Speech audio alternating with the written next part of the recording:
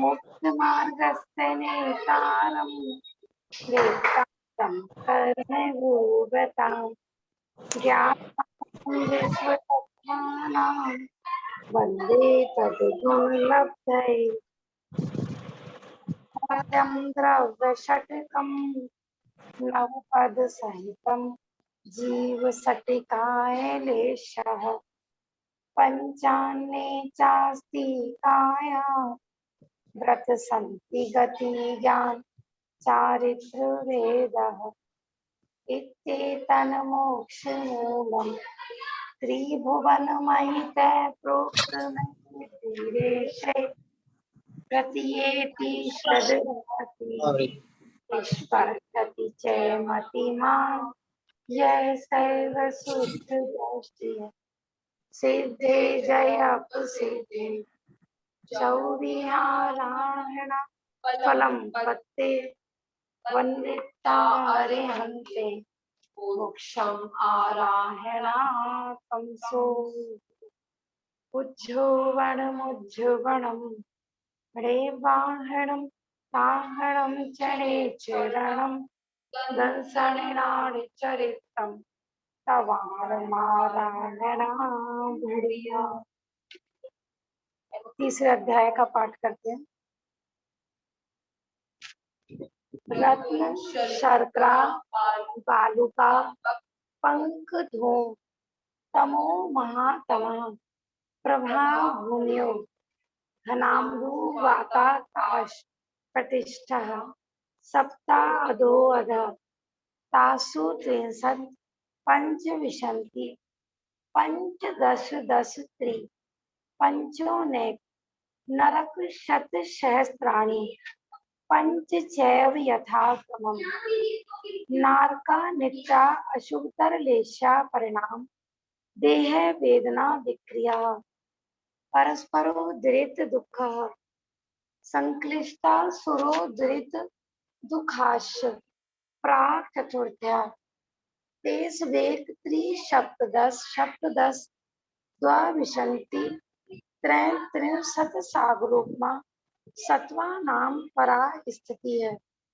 जम्बू दीप लवणो दादय शुभ नामानो दीप समुद्रः द्वीर द्वीर विष्कम्बाः पूर्व पूर्व परिक्षेपणो बल्याकृत्यः तन मध्ये मेरु नाविर वृत्तो योजन शत सहस्र विष्कम्भो जम्बू दीप भरत हेमवत हरि विधेय रम्यक हिरण्यवत ऐरावत वर्षः क्षेत्राणि तद्विभाजना पूर्वा परायता हिमवन माँ हिमवन निषद नील रुक्मी शिखिरणो वर्षधर पर्वता हे मार्जुन तपनीय वैद्युत रजत हे मया मणि विचित्र पार्श्वा उपरी मूले चल तुल्य विस्तार कर्ण महापद्म पिंगश केसरी महापुंडरीक पुंडरीका हृदय से मापु परी प्रथमो योजन सहस्राया मस्त दर्द विष कंबो हृदय 10 योजना अवगः तन मध्ये योजनम पुष्करम तद द्विगुणा हृदय पुष्कराणि च तन्निवासिन्यो देव्य श्री गिरि गति कीर्ति बुद्धि लक्ष्मण पल्योपम स्थित स सामानिक पारि सत्ता गंगा सिंधु रोहिद्रोहितास्या हरिद्वरी कांता सीता सीतोदा नारी नर कांता स्वर्णकुला रूप्यकुला रक्ता रक्तोदा सरितस्य तन्मध्यका द्योर पूर्वा पूर्वः शेषा स्वं पर्वः चतुर्दश नदी सहस्र परिवृत्ता गंगा सिंधवाद्यो नद्य भरते षड् विशन्ति पंच योजन शत विस्तार षट् चैकोन विशन्ति भागा योजनस्य तद द्विगुण विस्तारा वर्षधर वर्षा विदेहांतः उत्तरा दक्षिण तुल्य भरत ऐरावत्योर वृद्धि ह्रासो षट् समाभ्यामुत सर्पिणी अवसर्पिणी ताभ्यां परा भूम्यो अवस्थिता एका द्वय त्रिपल्योपम स्थितो हेमवत्तक हारी वर्षक दैवपुरपकः तथोत्तरः विदेशु संख्ये कालः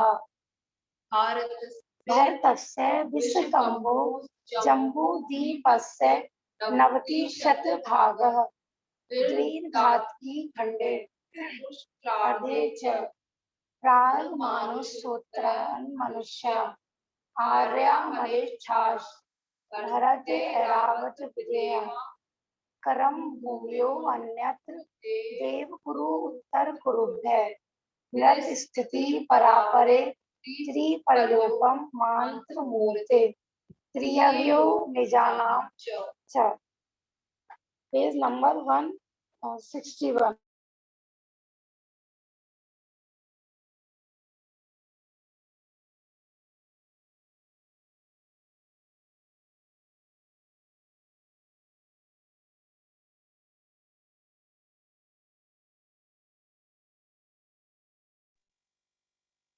161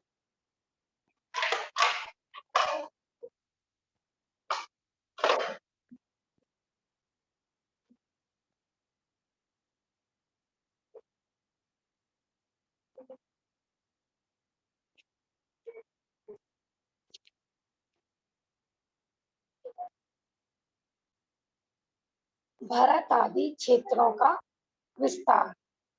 जम्मू द्वीप में जो 7 क्षेत्र बताए थे, भरत, हेमवत, हरि, विदेह, रम्यक, हैरण्यवत और ऐरावत, ये 7 क्षेत्रों का विस्तार किस किस प्रकार से है वो अपन देखते हैं। सूत्र नंबर 24, 25 और 26। भरत षट विशन्ति पंच योजन शत विस्तारः षट चैकोन विशन्ति भागा योजनस्य। भरत क्षेत्र माने पूरा जम्मू द्वीप था 1,00,000 योजन का।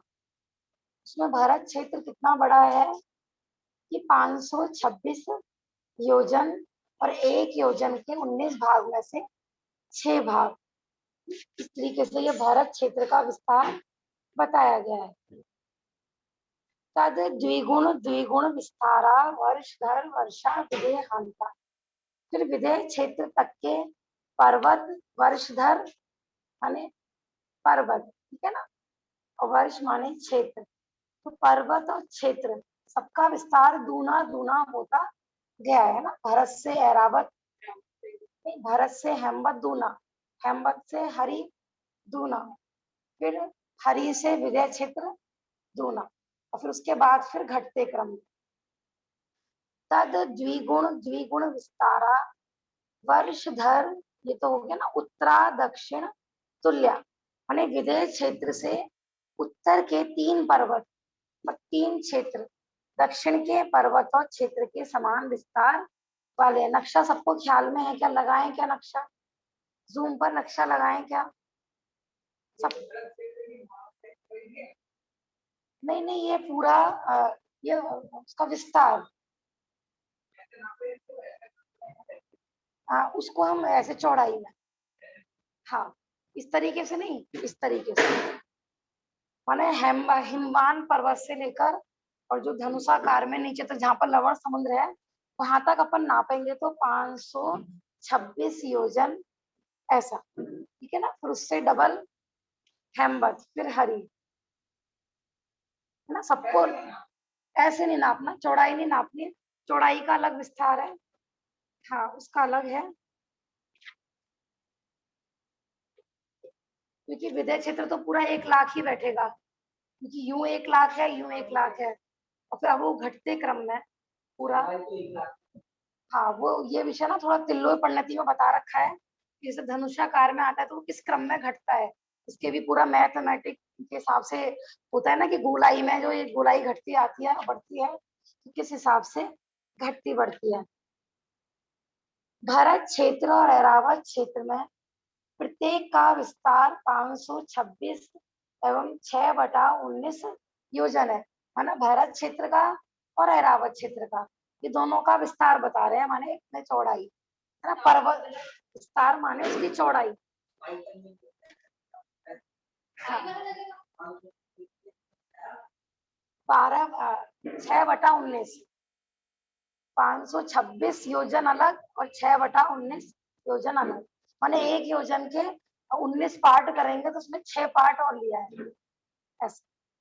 फिर हिमवन पर्वत और शिखरणी पर्वत में प्रत्येक का विस्तार 1052 एवं 12/19। तो सबसे पहले नंबर पे था भरत क्षेत्र, फिर था हिमवान पर्वत, फिर हेमवत, फिर उसके बाद महाहिमवान पर्वत, क्योंकि एक क्षेत्र एक पर्वत, एक क्षेत्र एक पर्वत, तो क्षेत्र से पर्वत और पर्वत से फिर क्षेत्र, इस तरीके से ये दूने दूने विस्तार वाले हैं।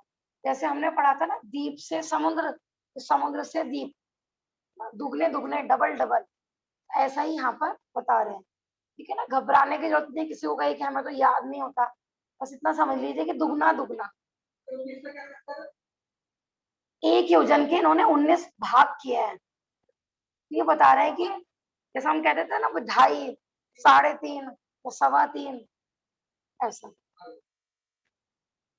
फिर हेमवत क्षेत्र और हिरण्यवत क्षेत्र में प्रत्येक का विस्तार 2105 एवं 5/19 योजन है।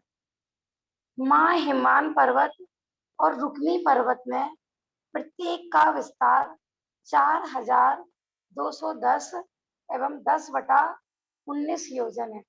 माने थोड़ा भी योजन, जैसा अपन तो माने राउंड फिगर में बोल देते हैं, यहाँ पर एक एक चीज पूरा दी हुई है। ठीक है ना, एक योजन का अगर छोटा, हाँ मोटा मोटा अपन यही बोल देते हैं, कोई दिक्कत नहीं है याद करने के लिए। अपन ऐसे भी बोल दे कि भारत क्षेत्र का विस्तार कितना है कि 526 योजन, हाँ कुछ अधिक बोल दो, ऐसा होता है। जैसे अपन कहते हैं ना त्रसनाली कितनी बड़ी है, हाँ सही बात है। ठीक है ना, जैसे अपन पूछते हैं त्रसनाली कितनी बड़ी है, तो अपन कहते हैं 13 राजू कुछ अधिक, इस तरीके से बोल देते हैं कि नहीं। हाँ सही बात है। ठीक है ना, लेकिन जो देखो जिनको मैथ का विशेष ज्ञान होता है वो लोग इसमें अपना उपयोग रमाने के लिए इनका पल निकालते भी हैं पूरा, जो मैथ के रसिया होते हैं। देखो आचार्य ने भी तो लिखे ही है ना ग्रंथ, आचार्य ने भी तो ग्रंथ लिखे हैं, पूरा एक एक तिल्लोय परिणति पढ़ेंगे ना आप, तो एक के माने सुई बराबर भी जगह है ना, तो उसका भी सारा दे रखा है उसमें पूरा। हाँ, क्योंकि करना नियोग पढ़ने से क्या होता है, उपयोग की सूक्ष्मता होती है। जैसे कहते हैं ना मोटी बुद्धि में आत्मा का दर्शन नहीं होगा। मोटी बुद्धि माने यहाँ पे उपयोग की स्थूलता, कि पर द्रव्यों में उपयोग लगा रहेगा तो सम्यक दर्शन कैसे होगा, तो उपयोग की सूक्ष्मता चाहिए। तो करना योग से क्या होता है कि उपयोग सूक्ष्म होता है ना, और बाहरी विषय भोगों से दृष्टि हटती है ऐसा। जैसे वो आता है ना कि बुद्धि मोथरी हो गई हो तो कौन सा नियोग पढ़ना, ये करना नियोग पढ़ना, मोथरी हो गई हो। ऐसा होता है ना हमारे चाकू है कैंची है, तो वो उनकी धार मोटी हो जाए तो, हाँ मोथरी बोल रही हूँ मैं, मोथरी क्या करते हैं अपन उसकी धार को पैनी करते हैं, तो बुद्धि को पैनी करने के लिए ये करना नहीं होता है। तो बच्चे भी होते हैं ना, तो बच्चों की जैसे अपने को मम्मी पापा सोचते हैं कि बच्चे तो बुद्धि बढ़े उसके लिए क्या करते हैं, ऐसे ऐसे गेम लेके आएंगे कि जिसमें ये उलझे। सृष्टि कह रही है हमारी माँ तो बॉर्नवीटा पिलाते हैं। आज तक बॉर्नवीटा पीने से किसी की बुद्धि बताओ हुई क्या सूक्ष्म है, कुछ नहीं है भैया। बॉर्नवीटा में कूड़ा करकट होता है सब, ये पता है आपको। कभी आप पढ़ोगे ना बॉर्नवीटा की हकीकत, हॉर्लिक्स की हकीकत, सब जो मटेरियल होता है ना उसको खल बोलते हैं, तेल निकलने के बाद जो खली बचती है उससे बनते हैं सब बॉर्नवीटा वगैरह। मूंगफली का तेल निकल जाता है ना। ढक्कन भी होता है, ऐसा भी आता है, क्योंकि ये जो पहले खली माने में तैयार खली नहीं बोल रही हूँ, तेल निकलने के बाद जो मटेरियल बचता है उसको बोल रही हूँ मैं, ठीक है ना। और ई कोड होते हैं वो अलग चीज है, जो उसमें फ्लेवर डाले जाते हैं, वो तो अशुद्ध है ही। ठीक है? एक दिन शायद मैंने बताया भी था ना कि 4 अवयवों के विषय में ऐसे कथन आता है कि प्रमादी हो रहे हैं, तो ये पढ़ना सुना था नहीं शायद बहन।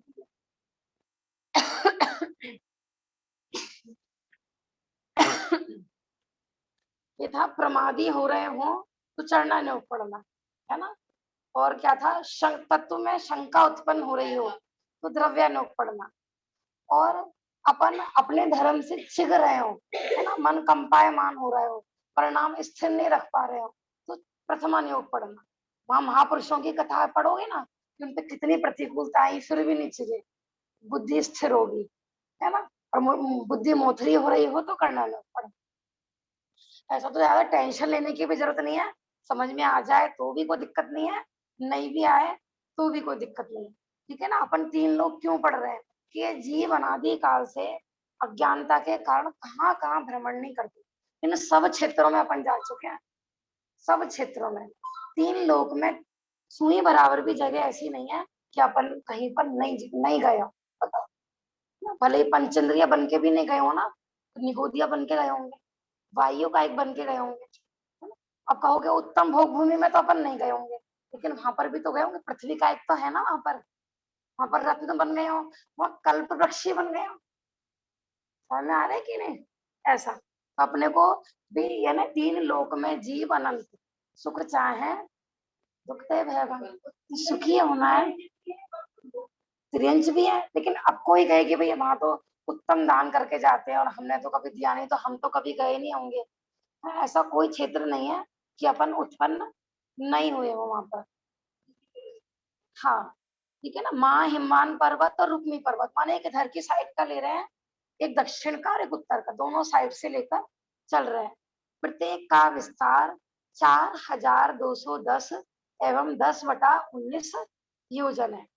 हरी क्षेत्र और रम्य क्षेत्र में, बेटा ग्रंथ खोल लो, उधर रखे हैं, उठा, अक्षत बेटा उठा दो पीछे से। 8421 एवं 1/19 योजन है। निषद पर्वत और नील पर्वत में प्रत्येक का विस्तार 16,842 एवं 2/19 योजन है। विदेह क्षेत्र का विस्तार 33,684 एवं 4/19 योजन है। एक एक चीज, एक एक क्षेत्र का पूरा पर्टिकुलर माप दे रखा है। जैसे मैथ का एग्जाम होता है ना, अब जरा सा ऊपर नीचे करिया हो तो मिल जाएंगे क्या फुल मार्क्स। सवाल ठीक कर दिया हो बिल्कुल, लेकिन आंसर गलत आ रहा हो तो कितने नंबर मिलेंगे। या सिर्फ आंसर आंसर लिखे आए हो, थ्योरिकल कुछ नहीं करके आए हो, तो कितने नंबर मिलेंगे, है ना। देखो भले ही हमारा रुचि का सब्जेक्ट नहीं हो, फिर भी वहां पर नहीं, पास होना है, पास होना है, फेल हो जाएंगे तो वहां में कितना लॉस नजर आता है ना। ऐसे ऐसे स्टूडेंट बेचारे बिल्कुल बुद्धू, जिनकी मैथ में कोई पकड़ भी नहीं है, वो भी पढ़ते हैं वहां पर। क्यों पढ़ते हैं? क्योंकि उनको लगता है भैया कि भले ही देखो हिंदी पसंद है, किसी को इंग्लिश पसंद है, लेकिन पढ़ते सारे सब्जेक्ट है। क्यों? क्योंकि ये 8th तक तो भैया सारे पढ़ने पड़ेंगे, और 8th नहीं करेंगे तो फिर 9th में कैसे आएंगे। तो सब्जेक्ट चूज तो बाद में ही करते हैं ना, कहीं पर 11th से होते हैं, कहीं पर 9th से होते हैं, ऐसे। तो वहां हमें लॉस नजर आता है, फिर यहाँ पर अपन सोचते हैं कोई दिक्कत नहीं है, कुछ नहीं समझ में आया तो कोई बात नहीं। जैन जैन जैन धर्म भी कह देता है कोई बात नहीं है, आपको करना लोग के विशेष ज्ञाता नहीं है तो भी मोक्ष हो जाए, ठीक है ना। लेकिन यदि हमारे पास बुद्धि है, समय है, तो बिल्कुल कंटाला नहीं करना चाहिए, क्योंकि हमारे आचार्यों ने कंटाला नहीं करा तो हम क्यों करें। बता रही थी ना, ऐसी ऐसी मम्मियाँ खुद हिंदी मीडियम में पढ़ी हुई है, गांव के स्कूल में बिल्कुल, और बच्चों को पढ़ाते हैं इंग्लिश मीडियम में, तो खुद पूरी बुद्धि लगा लगा के उनको याद कराती है, उनसे सुनती है, पूरा डंडा लेके बैठी रहती है कि एग्जाम आ रहे हैं, बच्चे के एग्जाम आ रहे हैं। उनको मैंने इंग्लिश मीडियम में कराने के लिए इंग्लिश सीखते भी हैं। क्यों? जब तो मम्मी पापा का भी इंटरव्यू होता है वहां पर, मम्मी पापा इंटरव्यू में फेल हो गए तो बच्चे का एडमिशन नहीं होगा, जब लौकिक में हमें जरा सी माने बच्चा हमारा लौकिक क्षेत्र में पीछे रह गया तो हमें कितनी हानि नजर आती है, और धर्म क्षेत्र में कोई फर्क ही नहीं पड़ता। लेकिन वास्तव में इससे हमारे अनंत भव इससे जुड़े हुए हैं धर्म से, ठीक है ना। अगर ऐप बिल्कुल ही सर्वथा अप्रयोजन भूत होता तो आचार्य लिखते नहीं, क्योंकि उनको पता था कि सब तरह के बुद्धि वाले जीव होते हैं, मध्यम बुद्धि वाले, विस्तार बुद्धि वाले, संक्षेप बुद्धि वाले। अब सचखंड आगम जी की 16 पुस्तक वीरसेन स्वामी को क्या पड़ी थी भैया? 16 एक में थी, उनके 16 पार्ट बनाने की क्या जरूरत थी? हाँ, ठीक है ना। तो ऐसा भी नहीं सोचे जो जीव जिससे लग जाए उससे अच्छा है, ठीक है ना। किसी का निषेध भी नहीं करना, किसी को करना योग अच्छा लगता है, किसी को द्रव्य योग अच्छा लगता है, तो हमें ऐसा नहीं सोचना चाहिए कि हमें यह योग अच्छा लगता है और सामने वाला वो वाले पढ़ रहा है तो वो बेकार पढ़ रहा है, हम अच्छा पढ़ रहे हैं, ऐसा नहीं। हाँ, शूद्र वगैरह मंदिर में प्रवेश कर सकते हैं कि नहीं? तो आपने प्रश्न बिल्कुल हटके पूछा है। उसकी बेटा अलग अलग अपेक्षाएं होती हैं, कि हमने बताया था ना, मलेच्छ कन्याओं के बारे में बता रहे थे अपन। तो ये है कि वो प्रॉपर पूरा जैन धर्म स्वीकार करता है, मध्य मास का त्याग करता है ना, प्रॉपर। हाँ, और शूद्र भी दो प्रकार के होते हैं, स्पर्श शूद्र और अस्पर्श शूद्र। वैसे तो जैन धर्म देखो प्राणी मात्र का धर्म है, किसी को भी मनाही नहीं है जैन धर्म स्वीकार करने में। अपने यहाँ चंडाल तक भी है ना, शूद्र को भी पंचम स्थान तक, तेलक क्षुल्लक दीक्षा तक बताई है। लेकिन वो किस, देखो अपने को इस पे है ना पूरा जैसा बताया था ना, चंडाल भी पूजनीय हो गया देवों द्वारा। अब कोई जैन कुल में पैदा हुआ है, मध्य मास चल रहा है, तो वो भी शूद्र है ना। और नीच कुल में पैदा होकर भी वो जैन धर्म पाल रहा है, अष्टमूल गुण का धारी है, तो वो फिर शूद्र कहाँ हुआ? तो श्रावक बन गया, तो अपेक्षाकृत है, ठीक है ना। बाकी कोई मनाही नहीं है मंदिर में प्रवेश का, ठीक है। पहले तो मान स्तंभवादी भी कहते हैं इसी पर्पज से होते थे, माने मंदिर के ना कई पार्ट होते थे, कोई अशुद्धि वाला है, स्पर्श शुद्ध है, तो वो मान स्तंभ आदि के दर्शन करते थे। बाकी जिनवाणी आदि छूने में कोई दिक्कत नहीं है, यदि वो पूरे सप्त व्यसन का त्यागी है तो। और सप्त व्यसन जैनी भी करता है तो वो छूने योग्य नहीं, वो जिनवाणी को छू नहीं सकता। वही मैं बता रही हूँ ना, कुछ जैसे उच्च नीचपना दो प्रकार का होता है, एक तो कुल से है ना, जन्म जात, और एक होता है कार्य से। तो हम ऊंचा कार्य करते हैं है ना, जैन कुल में जन्मा है, राजा का बेटा है, तो फिर नीचा कार्य करता है तो मर के कहाँ जाता है? साथ में नरक में। ऐसा अपने, क्योंकि बहुत लोग ना इस चीज को लेकर ना बहुत माने कभी कोई ऐसा प्रसंग बन गया, कोई बेचारा आ गया तो उसको एकदम फटकार देते हैं, भगा देते हैं, वो गलत है। सामने वाला डर ही जाए, माने कभी वो भूल कर भी जैन मंदिर की तरफ देखेगा भी, वो चीज गलत है।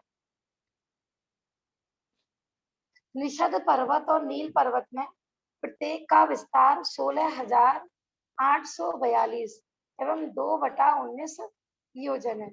विदेह क्षेत्र का विस्तार 33,684 एवं 4/19 योजन है। अब देखो घर वगैरह खरीदते हैं, बेचते हैं, प्रॉपर्टी डीलर से पूछो, एक एक सूद कम ज्यादा हो जाते हैं तो कितने लाखों पड़ जाते हैं उनके घर पे, है ना। अपना घर इतना होना चाहिए, इतना होना चाहिए। पहले तो इतना नहीं पता होता, तब तो एक एक चीज, हमारा घर इतने गज का होना चाहिए, इतना ऐसा होना चाहिए पूरा। तो यदि हम लौकिक कार्य में पूरी बुद्धि रखते हैं, है ना, हमारी हाइट इतनी होनी चाहिए, कि चीज का नाप रखते हैं, है ना, तो अपने को फिर धर्म क्षेत्र में भी कंटाला नहीं करना चाहिए। ऐसा। तो अपन आगे बढ़ते हैं आज थोड़ा। उक्त क्षेत्रों में काल का परिवर्तन किस प्रकार होता है? बेटा आप भी ग्रंथ ले लो ना, यहाँ पे रखी हुई, तो उपयोग लगेगा। अब आगामी सूत्रों में यह बताते हैं। भरत ऐरावत्यो वृद्धि ह्रासो, पेज नंबर 163, 163, तीसरा अध्याय 27 नंबर का सूत्र। भरत ऐरावत्योर वृद्धि ह्रासो सट समभ्याम मुत सर्पिणी अवसर्पिणी भ्याम। क्या कह रहे हैं यहाँ पर? कि 6 कालों से युक्त, 6 काल से युक्त उत्सर्पणी और अवसर्पणी कहाँ कहाँ पर?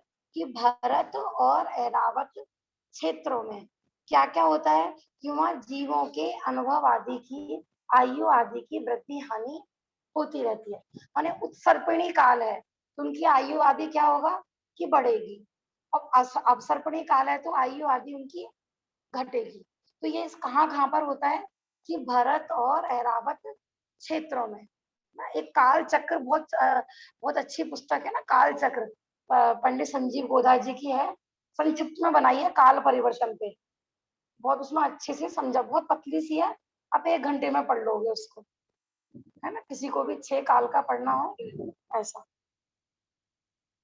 ताम्भ्याम परा भूमियो अवस्थिता, भरत और ऐरावत क्षेत्र को छोड़कर दूसरे क्षेत्रों में एक ही अवस्था रहती है, वहां पर काल परिवर्तन।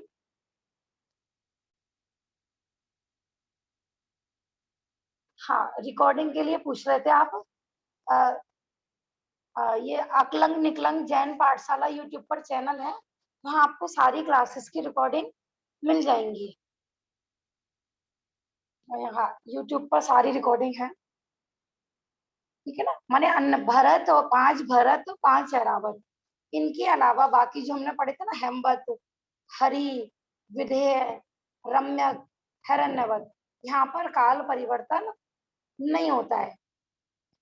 एका द्व त्रिपल्योकम स्थितो हेमवतक हारी वर्षक देव कुरुवकः, हेमवत, हरि, देव कुरु के मनुष्य त्रियंच क्रम से 1 पल्ले, 2 पल्ले और 3 पल्ले की आयु वाले होते हैं। अब इनकी डिटेल भी आएगी, अभी सिर्फ सूत्र का अर्थ ही देख रहे थे, ठीक है ना। 1 पल्ला, 2 पल्ले और 3 पल्ले, माने हेमवत के होंगे 1 पल्ले वाले, हरि के होंगे 2 पल्ले वाले, और देव कुरु के होंगे 3 पल्ले वाले। क्यों? क्योंकि जघन्य, मध्यम और उत्तम 3 प्रकार की भोग भूमि होती है। जघन्य भोग भूमि में 1 पल्ले की आयु वाले, मध्यम भोग भूमि में 2 पल्ले की आयु वाले, और उत्तम भोग भूमि में 3 पल्ले की आयु वाले जीव होते हैं। वहां पर काल परिवर्तन नहीं होता है, वहां हमेशा भोग भूमि ही रहती है। लेकिन ये हमारे यहाँ जो पहला, दूसरा, तीसरा काल होता है, माने यहाँ पर शाश्वत भोग भूमि नहीं है। लेकिन ये जो हेमवत, हरि आदि हैं, यहाँ पर शाश्वत भोग भूमि है। विदेशु पूर्वकः, यहाँ क्या कह रहे हैं कि उत्तर के क्षेत्रों में रहने वाले, माने पहले बताया इन्होंने दक्षिण साइड का, अब कह रहे हैं कि उत्तर के क्षेत्रों में रहने वाले भी दक्षिण में स्थित हेमवत आदि मनुष्यों के समान आयु वाले होते। अथोत्तरा लिख दिया ना उन्होंने संक्षिप्त में, कि माने उत्तर साइड में भी आप ऐसे ही समझना, पहले जघन्य, फिर मध्यम और फिर उत्कृष्ट, ऐसे इस तरीके से 7 क्षेत्र थे ना पूरे जम्मू द्वीप में। नक्शा ख्याल में है कि नहीं सबको? ठीक है ना, मैप आप एक बार ना अलग से बैठ के भी देखना। 7 क्षेत्र, 6 पर्वत, और उसके सरोवर और नदियां, माने मोटा मोटा आप इतना भी ख्याल में रखेंगे तो फिर ये वाले सूत्र भी समझ में आएंगे।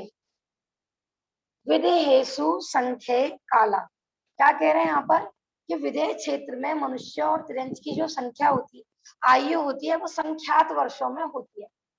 भोग भूमि में कितनी थी? असंख्यात वर्ष। और विदेह क्षेत्र में कितनी है?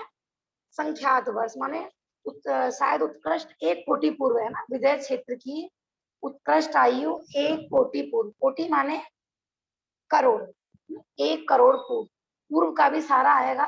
1 पूर्व में कितने वर्ष होते हैं? जैसे अपन पढ़ते हैं ना, आदिनाथ भगवान की आयु कितनी थी? 84 लाख पूर्व। तो विदेह क्षेत्र में उससे भी ज्यादा होती है। वैसे आदिनाथ भगवान के पिता का क्या नाम था? नाभि राय। राय की आयु थी 1 कोटि पूर्व। 1 कोटि पूर्व पर थे ना वो, क्योंकि तीसरे जो काल होता है ना, उसकी सबसे जघन्य आयु होती है 1 कोटि पूर्व। तो जो अंतिम कुलकर थे नाभि राय, उनकी आयु थी 1 कोटि पूर्व, और उनकी हाइट थी 525 धनुष जितनी की बाहुबली भगवान की थी। आ रहा है धीरे धीरे, इनका सबका वर्णन आगे आएगा अभी। भरतस्य विषकंभो जम्मू दीपस्य नवति शतभागा, माने भरत क्षेत्र का जो विस्तार है वो जम्मू द्वीप का कितना भाग है? 190वां भाग। माने जम्मू द्वीप 1 लाख योजन का, आप उसके 190 पार्ट कीजिए, जम्मू द्वीप पढ़ा था ना पूरा अपन, जो पहले द्वीप के बारे में पढ़ रहे हैं उसमें 7 क्षेत्र पढ़े थे, है ना, 6 पर्वत थे। तो हमने पहले भारत क्षेत्र से प्रारंभ किया था, सब आगे आगे दूने दूने थे विजय क्षेत्र तक। अब यहाँ पर कह रहे हैं कि भारत क्षेत्र जम्मू द्वीप का कितनावां भाग है? 190वां भाग। माने आप 1 लाख योजन के 190 पार्ट कीजिए तो एक पार्ट बैठेगा जम्बू द्वीप। हाँ, तो आप इससे अंदाजा लगा सकते हैं कि विदय क्षेत्र कितना बड़ा होगा। ये सबसे बड़ा, क्योंकि विदय क्षेत्र तो पूरा 32 गुना तो था ही, और भी माना कई गुना वो बैठेगा। हाँ, तो कुछ जिनको मैथमेटिक्स का अच्छा ज्ञान हो वो तिल्लोय परिणति के आधार से एक एक चीज, माने आप पूरा कॉपी पेन लेके जैसे स्कूल में पढ़ाई करते हैं ना मैथ की, एक एक चीज माना उसमें निकाली जाएगी। विदेश क्षेत्र का एक एक क्षेत्र का भी निकाला जाएगा, वो भारत क्षेत्र से भी बड़े बैठते हैं। विदेश क्षेत्र में जो 32 देश थे ना, तो एक एक देश भारत क्षेत्र से भी बड़ा है। हाँ, वहाँ के जो मलय खंड आदि हैं, अब वो बात अलग है कि ये धनुषाकार है और वो आयताकार में थे, इस तरीके से।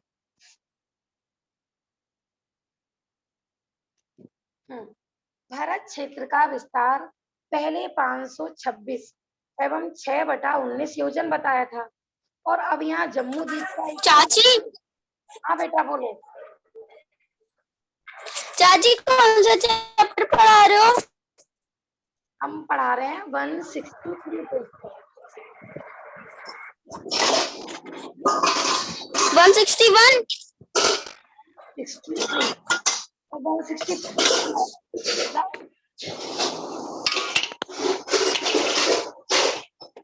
आपको शोर बहुत हो रहा है। ठीक है, धीरे धीरे ख्याल में आएगा। आपने चित्र नहीं देखे होंगे ना आज। आप देखो, जो लोग हो सकता है आज नए ज्वाइन किया हो तो वो चित्र अवश्य देखें जो हमने, क्योंकि इसकी हमारी क्लासेस हो चुकी हैं जम्बू द्वीप का पूरा, ठीक है ना। और अगर जो विशेष जिनको नॉलेज रखते हैं तो मैं तिल्लय परिणति का भी फोटो खींच के भेज दूंगी, मैंने किस किस तरीके से आपको निकालना है कि पहले से दूसरा कितना बड़ा है, दूसरे से तीसरा कितना बड़ा है, फिर विदय क्षेत्र कितनावा भाग है, हेमवत क्षेत्र कितनावा भाग है, सारा पूरा उसका विस्तार तिल्लोय परिणति, त्रिलोक सार आदि ग्रंथों में दिया हुआ है। ठीक है, अब यहाँ पे प्रश्न ये पूछ रहे हैं वो कि अभी तो आपने बताया था कि भारत क्षेत्र कितना बड़ा है कि लगभग 526 योजन। अब आप कह रहे हैं कि जम्मू द्वीप का 190वां भाग है, ऐसे भिन्नता क्यों? आपने 2 उत्तर क्यों दिए? तो बताओ, ये 2 उत्तर है कि एक उत्तर है? हाँ, देखो ये लिखा हुआ, दोनों में कोई अंतर नहीं है, क्योंकि 1 लाख में 190 का भाग माने 190 का भाग दोगे तो उत्तर में क्या आएगा? 526 6/19। मात्र सरलता के लिए सूत्र लिख दिया है, तो किसी को सरलता से समझाने के लिए इसलिए हमने कह दिया कि भैया जम्मू द्वीप के 190 पार्ट कर लेना और एक पार्ट है भारत क्षेत्र, ठीक है ना, ऐसा। दूसरी बात यह है कि जहाँ 526 सही 6/19 योजन लिखा है, वह भारत क्षेत्र के विस्तार का नाम बताया है। यहाँ जम्मू द्वीप का 190वां भाग लिखकर जम्मू द्वीप के विस्तार से भारत क्षेत्र के विस्तार की तुलना की गई है, ठीक है ना। सिर्फ ये बताया है कि वो कितना, माने जम्मू द्वीप कितना बड़ा है और उसके बीच में भारत क्षेत्र कितना है, ऐसा सिर्फ विस्तार बताया गया है। जहाँ उत्सर्पणी काल में क्रमशः विकास की प्रक्रिया है, वहाँ अवसर्पणी काल में क्रमशः ह्रास की प्रक्रिया। देखो, उत्सर्पणी और अवसर्पणी, क्या समझते हो आप इनका अर्थ? उत्सर्पणी, हाँ, उत्सर्पणी माने बढ़ते क्रम में, असेंडिंग डिसेंडिंग ऑर्डर में अपन बोलते हैं ना, तो उत्सर्पणी माने बढ़ते हुए क्रम में, और अवसर्पणी माने घटते हुए क्रम में। मैथ में करते हो ना, माने आपके पास जंबल वो काउंटिंग दे देते हैं, फिर कहते हैं इनको असेंडिंग ऑर्डर में लगाओ, इनको डिसेंडिंग ऑर्डर में लगाओ। जैसे सांप का मुंह बड़ा होता है आगे से। सर्पणी माने सांप होता है ना।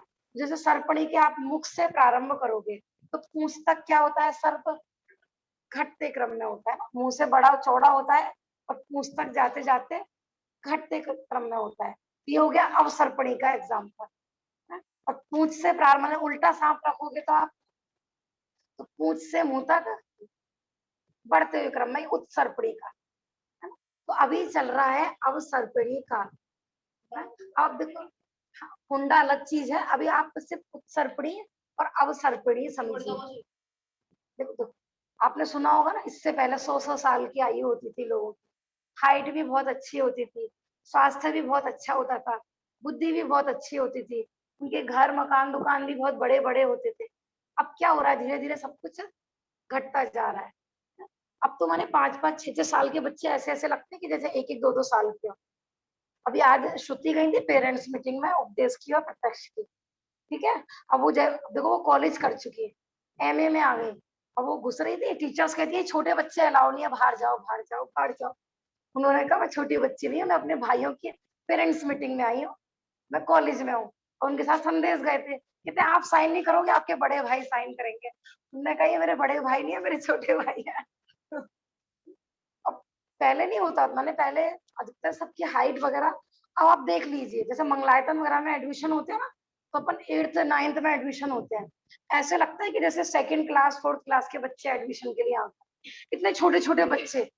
और पता चलता है ये 12 साल का है, वो 13 साल का है, कोई 14 साल का है ना। जैसे महावीर भगवान की माने चौथे काल में सबसे मिनिमम होती है 7 हाथ, है ना, वो महावीर भगवान की थी। तो आप इससे पहले आप अपने पूर्वजों की देखो, पढ़ो ग्रंथ। हाथ बड़ा होता है कि धनुष बड़ा होता है? 4 हाथ का एक धनुष होता है, 4 हाथ। आप लगभग देखो मोटा मोटा, हाँ 4 हाथ का, हाँ माने आप इतना समझ लीजिए, हाथ माने आप लगभग 1 फुट समझ लीजिए अभी कॉमन। हाँ 7 हाथ बड़ा हो गया ना, तो आप लगा सकते हो कि माने अपन लगा लो, अपन एक धनुष के लगा लीजिए। हाँ जी, क्या 4 लगा लीजिए बेटा। यहाँ से ना वो देना करना ने प्रवेश, वो रखी हुई है रेड कलर की, मैं बताती हूँ देखो, वर्तमान काउंटिंग में भी बताती हूँ, ये रखी हुई है ना रेड कलर की। हाँ देखो बिल्कुल खोलते ही ऊपर, इससे ऊपर, इससे आपके हाथ के ऊपर देखो, ऊपर ऊपर वाली अलमारी में बिल्कुल ये जैन जैन रामायण, हाँ यही यही यही यही यही, हाँ ये रेड वाली। हाँ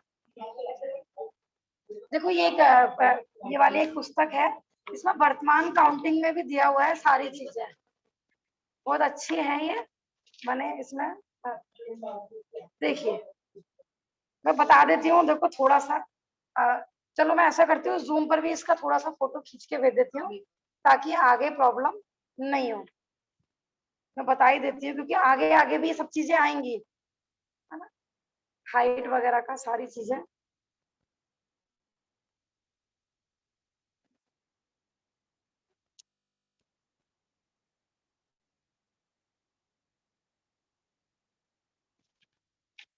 थोड़ा सा ही बता देती हूँ, सिर्फ इसमें जितना मोटा मोटा। हम्म,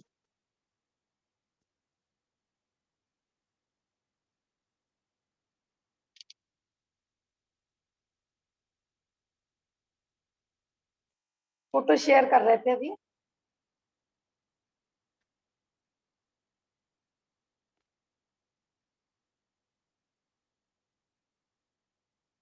देखिए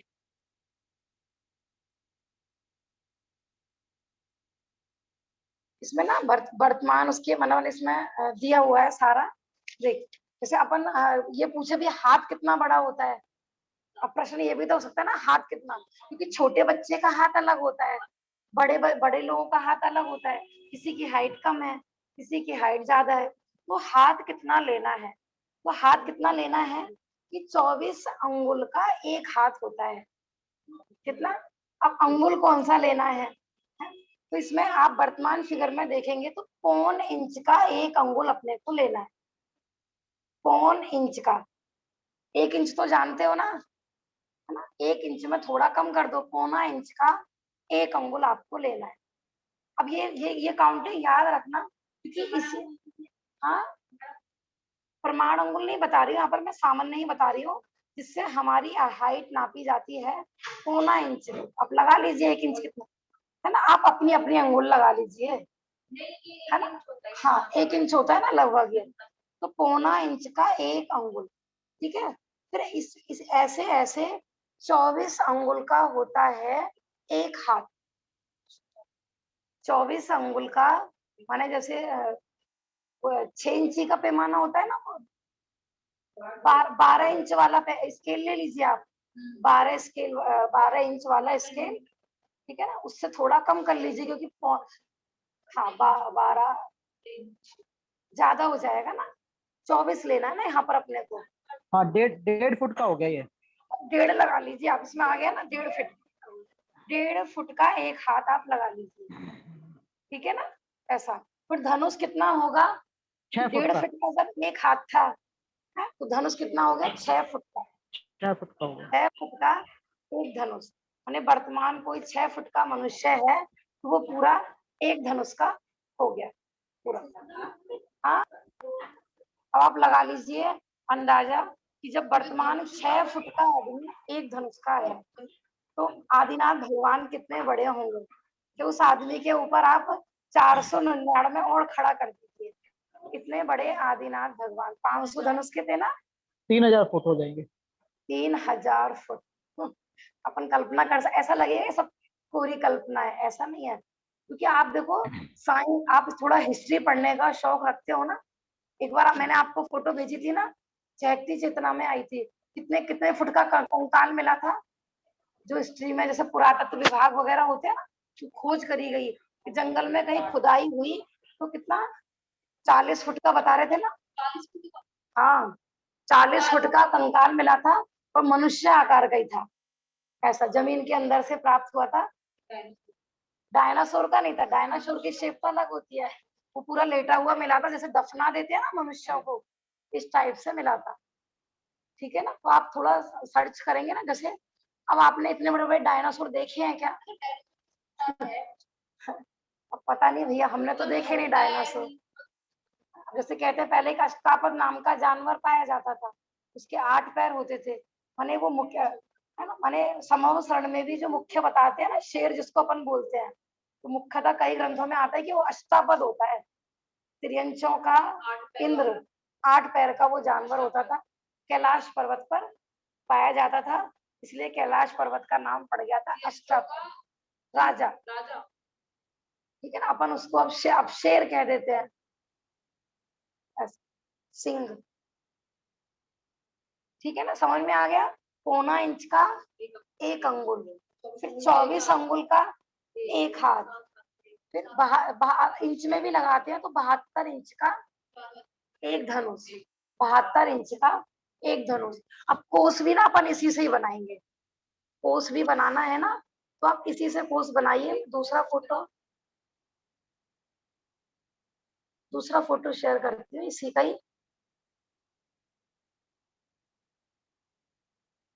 मैंने थोड़ा थोड़ा आपको भाषणा हो जाएगी बस ऐसा। देखिए जैसा अपन पढ़ते हैं, क्योंकि 2000 धनुष का एक कोस होता है। अभी अपन जो पढ़ रहे थे ना, भोग भूमियां पढ़ रहे थे, तो जगन्य भोग भूमि में होता है एक कोस का, एक कोस हाइट होती है जगन्य भोग भूमि में।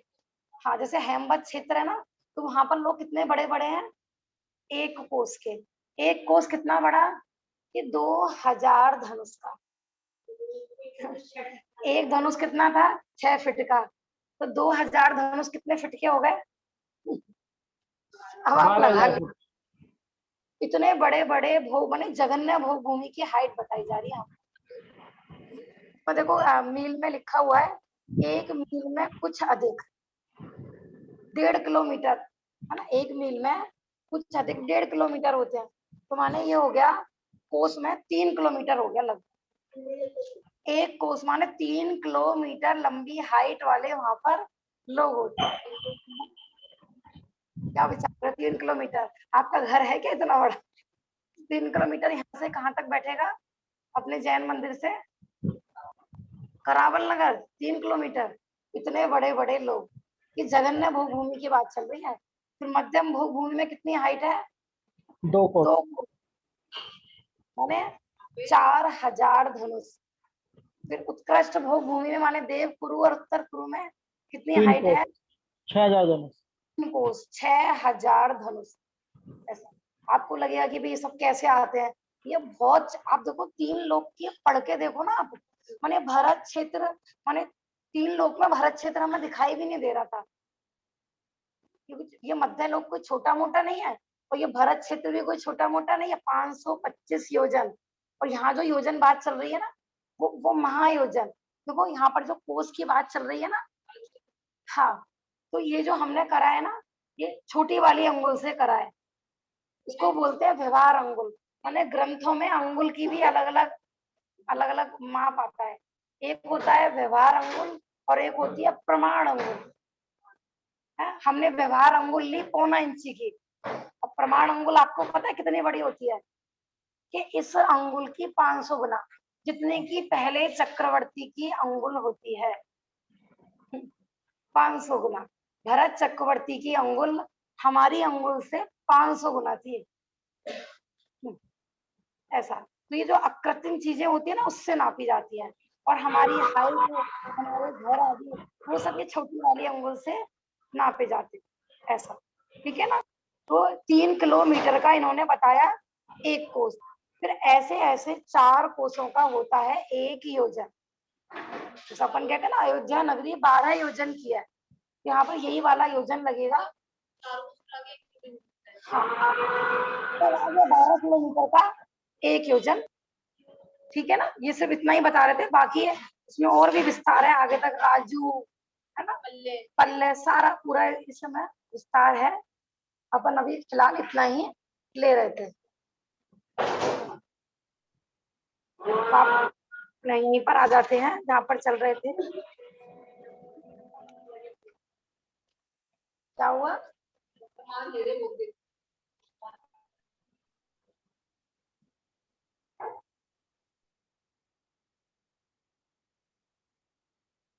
पेज नंबर कहाँ चल रहे थे अपन?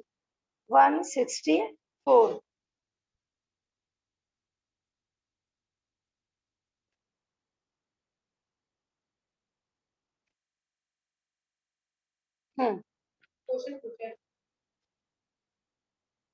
वापस आ जाइए। हाँ, उत्सर्पणी अवसर्पणी काल के बारे में चल रहा था ना, विकास की प्रक्रिया और ह्रास की प्रक्रिया।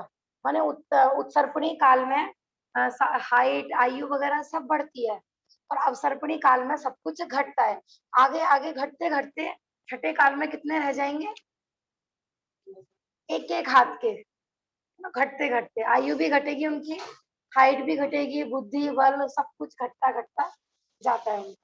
ऐसा है ना। उत्सर्पणी में प्राणियों, देखो अब जैसे हुंडा अवसर्पणी की बात कर रहे थे ना, देखो कॉमन में तो माने एक क्रम होता है कि प्रारंभ में कम घटता है और धीरे धीरे धीरे धीरे ह्रास को प्राप्त होता है। माने धर्म भी घटता है अवसर्पणी में, लेकिन ये हुंडा है ना, तो यहाँ पर बहुत तीव्रता से ह्रास हो रहा है।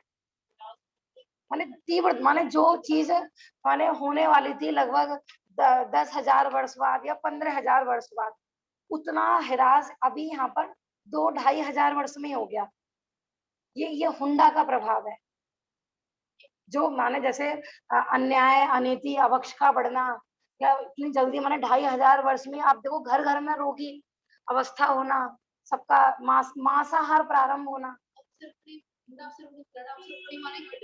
हाँ, हुंडा माने चित्र विचित्र घटनाएं होना, माने जो जो जो सामान्यतः होता है उसके उससे कुछ हटके होना। ऐसा इस तरीके से, माने एक तो बोला था ना पंचम काल, और एक होता है घोर पंचम काल। हम बताए थे ना, मैंने देखो बिलीव करो या नहीं करो, आए दिन ऐसी ऐसी वीडियो आती हैं, मैंने अपना खाना अशुद्ध, पीना अशुद्ध, मैंने ऐसा लगता है कि मतलब कहाँ, मतलब कितनी अपन विराधना करके आए होंगे धर्म की, कि मूल भोजन भी अशुद्ध हो गया आज। मूल भोजन जिसको अपन सोचते ना कि इसके बिना, सब्जियां क्या, हर चीज देखिए आप। आज जैसे मैंने वो वैक्सीन वाली वीडियो देखी थी, मतलब उसको देख के ऐसा लग रहा था कि क्या मतलब कहाँ जा रहे हैं, कैसे, मतलब ये 21,000 वर्ष तक धर्म टिकेगा कैसे, ऐसा उसको देख देख के ऐसा आ रहा था। कुछ भी ना, पानी ले लो, कुछ भी खाना ले लो, सब चीज ले लो, लेकिन अपन ये है कि जितना बने उतना अपने को हताश नहीं होना है ना, अपना जितना पॉसिबल हो अपने को उतना अपने जैन धर्म का पालन करना है। ऐसा मैंने अविकसित बछड़े का ऐसा बताई जा रही थी कि कैसे कैसे वैक्सीन की पूरी प्रोसेस देखी भी नहीं जाए आपसे, ऐसी ऐसी। एक जिनस्वर आया था ना, जिनस्वर फॉर्म, उस पे आई थी। तो एक लड़की का कहना था कि मेरे पापा का भी ऐसा नियम था, तो उन्होंने वैक्सीन ली, इसके कारण वो मर गए। तो चर्चा चल रही थी, तो बहुत सारे लेने वाले भी तो गए, और जरूरी कोई कि जिन जिन ने ले ली है कि वो अजर अमर हो गए। तो कई लोग कह रहे हैं कि, तो वो लड़की थोड़ी हताश हो रही थी कि मेरे पापा वैक्सीन ले लेते तो जिंदा बच जाते।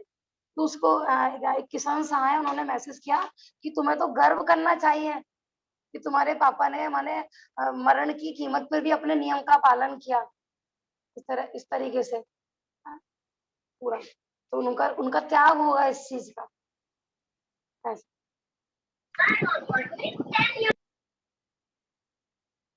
उत्सर्पणियों में प्राणियों के बल, आयु और शरीर आदि का प्रमाण क्रम से बढ़ता जाता है ना। उत्सर्पणी में बल भी, अब जैसे इस काल के बाद ना उत्सर्पणी प्रारंभ होगा, है ना, तो छठे के बाद छठा ही प्रारंभ होगा।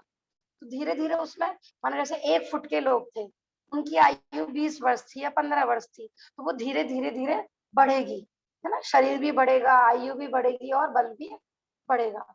और अब सरपड़ी में उसी क्रम से घटता जाएगा। अब सरपड़ी में उसी क्रम से घटता है और उस सरपड़ी में उसी क्रम से बढ़ता है। उस हुंडा का प्रभाव ये है कि यहाँ पर क्रम भंग सा हो रहा है। क्रम भंग माने कोई यहाँ कोई क्रमबद्ध पर्याय भंग हो रही है ऐसा नहीं समझना, ठीक है ना। मैंने जो ह्रास 10-15 हजार वर्ष बाद आने वाला था वो शीघ्रता से दिख रहा है। जैसे आज एक्सीडेंट वाली वीडियो आई थी, अब बताओ, हो सकता है ना उन दोनों ने कोरोना वैक्सीन लगवा ली हो, लेकिन फिर भी मरण को प्राप्त हो गए। लेकिन अपने जो अभक्ष खा के जो पाप का बंध किया है वो तो हमारे साथ जाएगा ना। हाँ? सही बात है ना। 60 की उम्र वाले हैं, 70 की उम्र वाले हैं, कितना जी लोगे भैया। देखो लगवाना नहीं लगवाना ये आपका व्यक्तिगत है। मैं तो बता रही हूँ, देखो वो अपनी पर्सनल कमजोरी हो सकती है कि हमें गलत गलत तो लगे, अंदर में मान माने गर्व नहीं होना चाहिए इस चीज का। ठीक है, कमजोरी है आपकी, आपका त्याग नहीं है, लेकिन गर्व नहीं। या कोई दूसरे वाला नहीं लगवा रहा है तो उसके आगे हम ये साबित नहीं करें कि ये सही है, ये सही है। हाँ?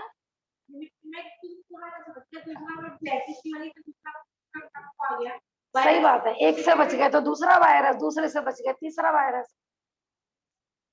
आयु तो किसी की अजर अमर नहीं रही। हाँ बेटा।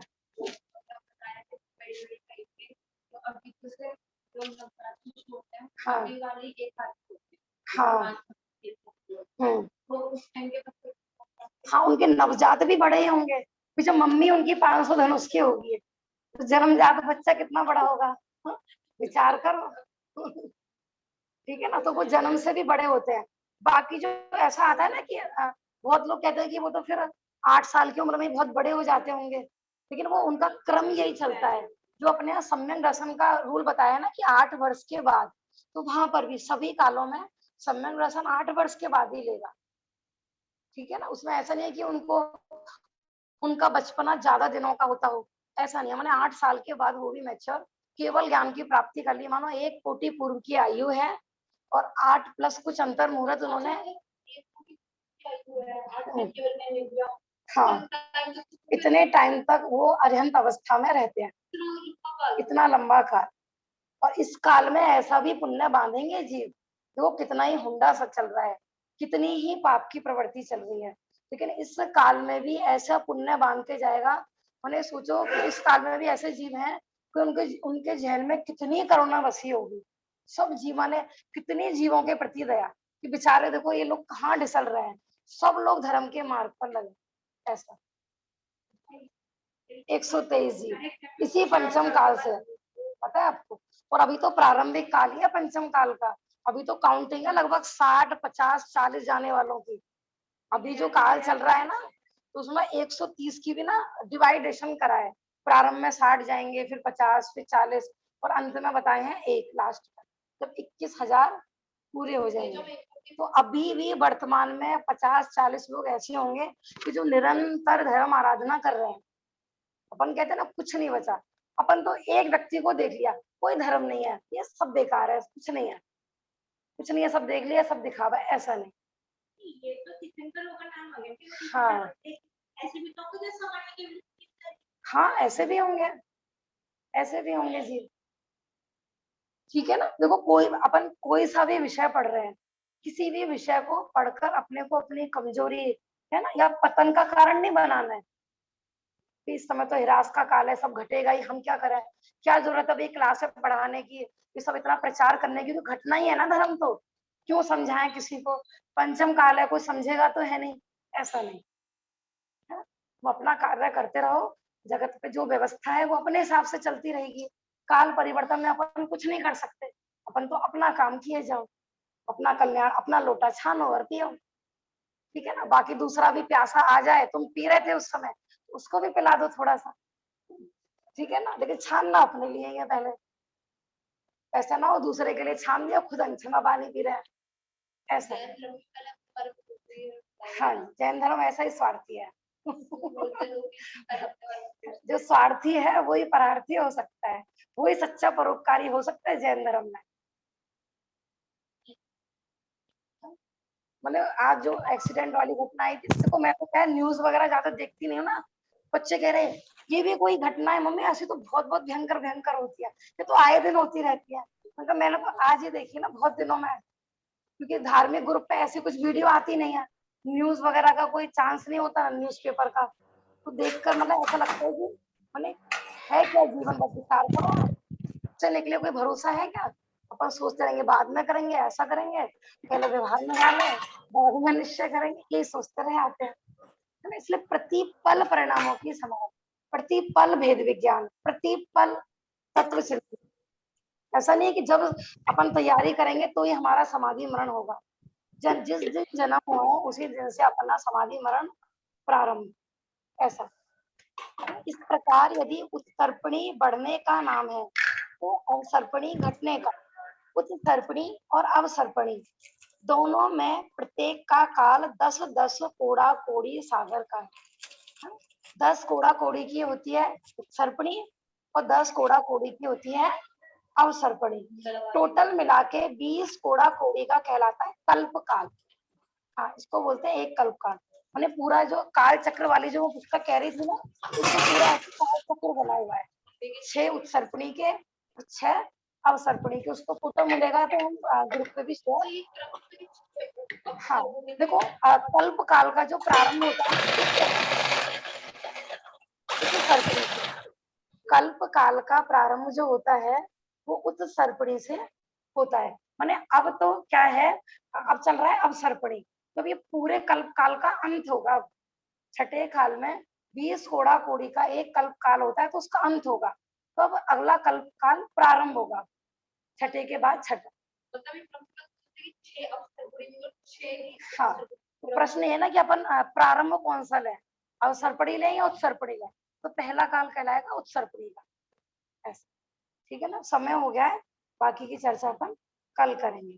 सागर की भी भाषा आप सबको होगी, फिर भी थोड़ा सा कल बता दें। तो उत्सर्पणी में हर बार छठे काल से ही शुरू होता है?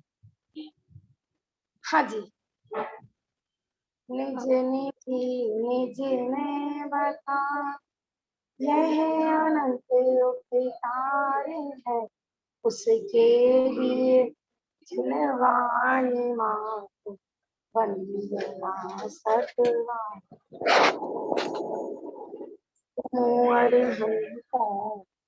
नमो सीतारम, नमो आयरीनारम, नमो आया, नमो बोलो जनवाणी माता की जय, महान जैन धर्म की जय। जय जिनेंद्र आंटी जी। जय जैन।